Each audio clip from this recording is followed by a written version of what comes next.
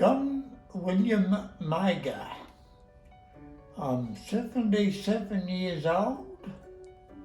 I was born at Hindmarsh Maternity Hospital in Adelaide. I've got 2 brothers and 3 sisters. I'm the youngest. Well, I had very strict parents who taught me a lot, but I'm very thankful for what they did teach me. I did not know. I didn't have the faintest idea. Dad said to me at one stage that he sent me to a high school because he thought I was going to be in a bank or in a law firm or something like that. He said that was the way your mind worked. So I became a fitter and turner. And he was very disappointed. But I didn't stay a fitter and turner for very long. I've been a fish filleter, I've been a caravan park relief manager, I worked in a slaughterhouse, killing animals for butcher shop, and I've had many and various jobs. And I drove semi-trailers for Brambles on the Moomba pipeline. And unfortunately, I didn't get paid for 5 weeks. Because I'd called in there to see my brother, and they offered me the job. His name was Jim Magor, and I was not getting paid. So I quit, and I dropped some gear off to his wife on the way through to Adelaide. And she said to me, Jim's doing well, he's getting 2 checks a week to J. Magor. He never gave me 1 cent back. So I found out where my paycheck was going. Marriage was about the hardest job of the lot, but the most rewarding. I was at a friend's place visiting, and a car pulled into his yard. So he went out to find out about it, and he came back and he said there's steam coming out from the bonnet. He said, the girl driving it has got 3 kids. Do you think you could help her? It was a Sunday. And I went out and had a look. So I said to her, you take my car, take your kids home and feed them. I said, I'll fix your car and I'll come and change them over. So I did that. And when I got to her place to change the car over, she said, have you had tea? And I said, no, I'll grab a fire, a parsley or something and eat it while I drive. I was heading back to Cape Jervis, opposite Kangaroo Island. And she said, well, I've got your tea on the stove. So I sat down and I ate with them. We put the kids to bed and then we sat and talked quite well into the night. I went back to Cape Jervis on the Sunday, and on the Wednesday, I said to the chap that owned the place, I'm going back to Adelaide. I said, I've got something on my mind I've got to do something about.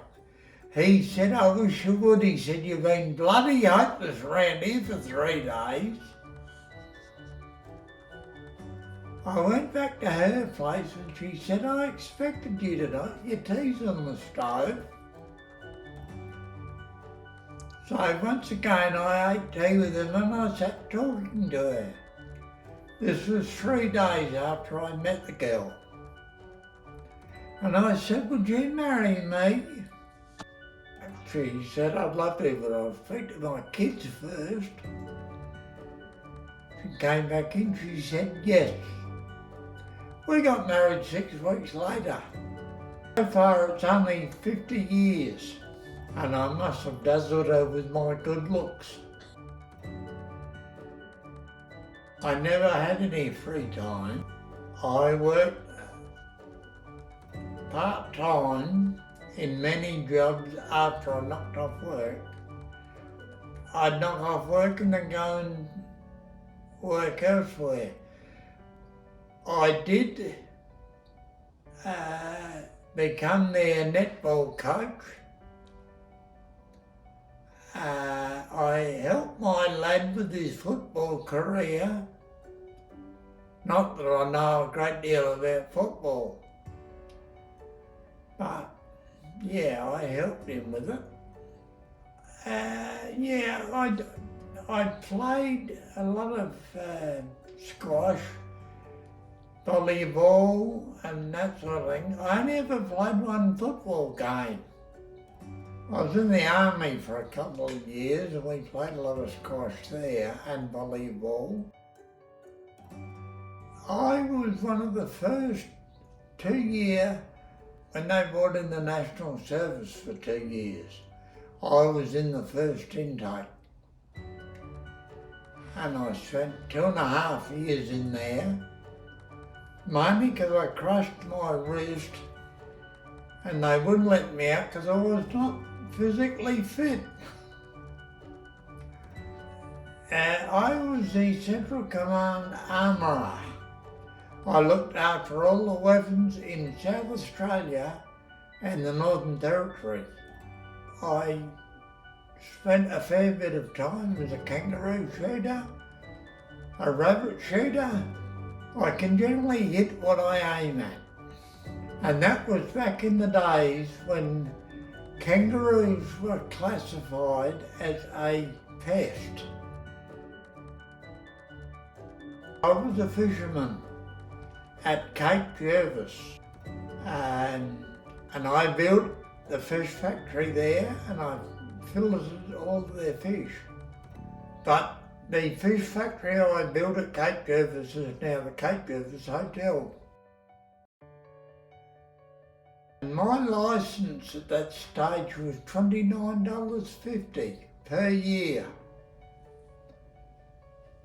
And I thought, I'm not making enough money to support a family. So when I got married, I threw that licence in the rubbish bin and got a job working for the Highways Department. 6 months later, they changed the law that if somebody wants a fishing licence, he's got to buy a second-hand one and convert it to his own name. At that stage, my licence was worth about $2,500. But 6 months earlier, I'd thrown it in the bin.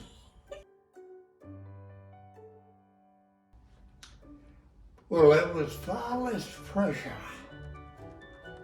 when I was a kid compared to what they've got today.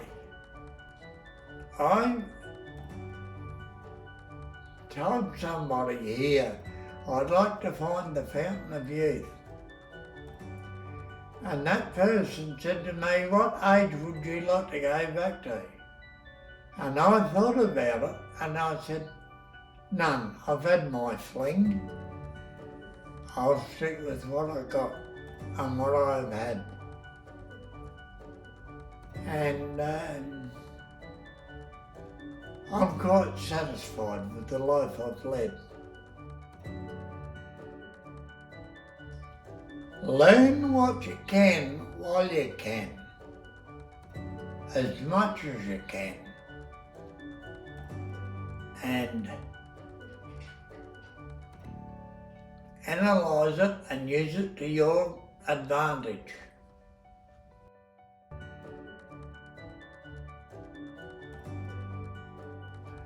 And I've been here since the 28th of January 2019.